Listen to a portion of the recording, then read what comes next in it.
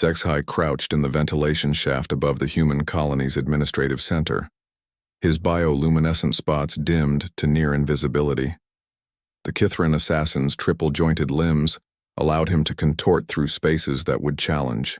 Even the most flexible human and his poison-tipped claws had ended the lives of 17 galactic diplomats without ever leaving a trace. The target was simple: Dr. Elena Vasquez, the human xenobiologist whose research had somehow convinced 3 different species to abandon their territorial disputes and form an unprecedented alliance. The Hegemony Council couldn't allow such cooperation to spread. Zexhai dropped silently through the ceiling tile, landing in a crouch behind the human female. She sat hunched over a holographic display, muttering to herself as she manipulated complex molecular structures. Her graying hair was pulled back in what humans called a ponytail, and she wore the simple brown clothing typical of their kind. "Fascinating," she murmured, rotating a protein chain. "If I adjust the bonding angle here..." The assassin raised his claws, positioning them precisely at the base of her skull. One quick strike would sever the neural pathways instantly. Clean. Efficient. "Oh!" Dr. Vasquez spun around and Zexhai froze.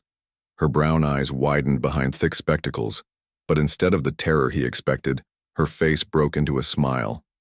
"You must be one of the Kithran delegation. I've been hoping to meet one of your people."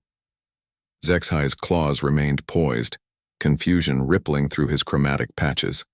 The human showed no fear, no recognition of danger. She simply looked pleased. "I'm sorry. Where are my manners?" She stood, brushing dust from her lab coat. "You must be hungry after traveling so far. The artificial gravity on long-haul ships always messes with digestion, doesn't it? I remember when I first traveled to Proxima Station." She bustled over to a small food preparation area in the corner of her lab, continuing to chatter. "I just made some sandwiches for lunch. Nothing fancy, just some synthesized protein with vegetables from our hydroponics bay.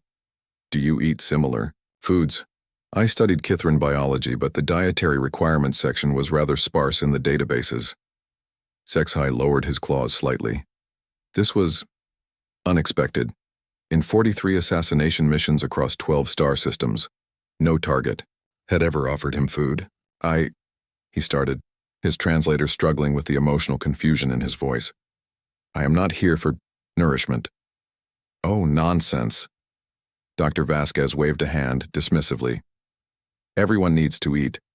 Besides, I find the best conversations happen over a good meal." She held up a triangular arrangement of bread and filling. Turkey and cheese with some lettuce. Very traditional human combination. The assassin stared at the offered sustenance. His mission parameters had covered 17 different scenarios for human resistance, but none had included hospitality. "Why?" he asked, genuinely perplexed. "Why what, dear?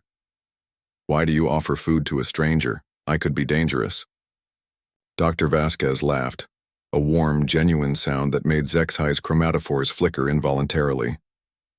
"Oh, I'm sure you could be. But you haven't been, have you? You've been standing there for nearly 5 minutes, and the worst thing you've done is track a bit of ventilation dust onto my floor." She settled into a chair and patted another one nearby. "Besides, I've learned something important in my years, studying different species. Almost every intelligent race shares certain fundamental traits: curiosity, the need for sustenance, and the capacity for friendship. Everything else is just details."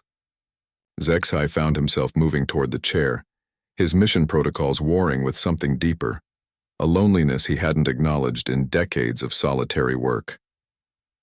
"You study friendship?" he asked, accepting the sandwich with hands that no longer seemed capable of violence. "Among other things." Her eyes twinkled. "Did you know that the Veltar word for enemy is actually a compound that translates more accurately as friend not yet met? And the Zephyrians have 47 different words for various types of cooperation, but only 3 for conflict." The sandwich was surprisingly good. The flavors were simple but satisfying, and Zexhai realized he hadn't eaten anything that wasn't a ration pack in months.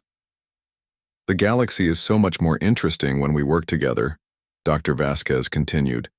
pulling up her holographic display. Look at this. It's a protein structure that could revolutionize medicine, but it requires biological components from 4 different worlds to synthesize. None of our species could have developed this alone.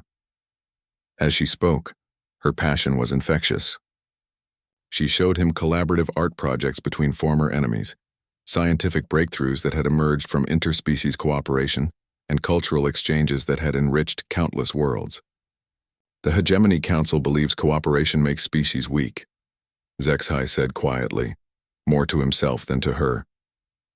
The Hegemony Council is afraid, Dr. Vasquez replied gently. Change is scary, especially when you've built your power on keeping everyone separate and suspicious, but fear is just another problem to solve like any other. They sat in comfortable silence for a moment, the assassin methodically finishing his sandwich while contemplating concepts that seemed to reshape his understanding of the universe with each bite. I should go, he finally said. Of course, but you're welcome back anytime. I'm usually here in the evenings. I do my best thinking after dinner. Zexhai stood, his limbs feeling strangely heavy.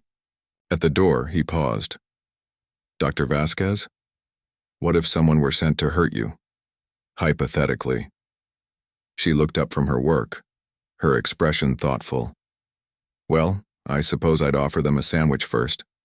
People make terrible decisions when they're hungry and lonely. Amazing what a little kindness can accomplish. 3 days later, the Hegemony Council received Zexhai's final report. Target eliminated. Threat neutralized, mission parameters permanently concluded. They never specified which threat he had eliminated, and Dr. Elena Vasquez continued her work 1 sandwich at a time.